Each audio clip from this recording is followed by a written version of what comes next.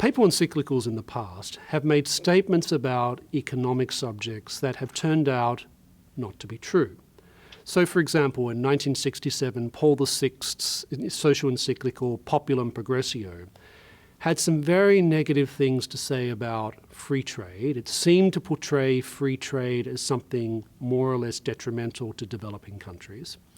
It also had high praise for foreign aid and the need to engage in massive wealth transfers from wealthy countries to poorer countries.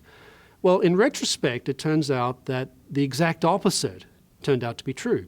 Free trade and integration into the global economy is how nations in East Asia, for example, have gotten themselves, to a large extent, out of extreme poverty and are well on the way to becoming developed economies. Foreign aid and wealth redistribution from wealthy countries to poorer countries turns out to have had relatively negative effects in terms of not really getting these countries out of poverty, of creating new systems of dependency. And the other thing is that foreign aid often comes from Western governments who are trying to basically push what Pope Francis himself has called ideological colonialization.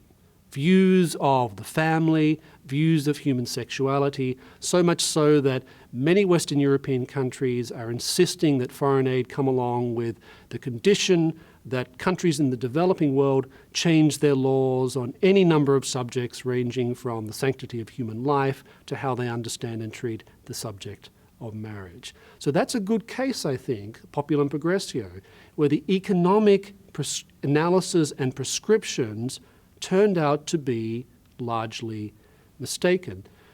I fear that in 20, 30 years' time, similar comments will be made about some of the economic prescriptions and analysis that we find in this encyclical.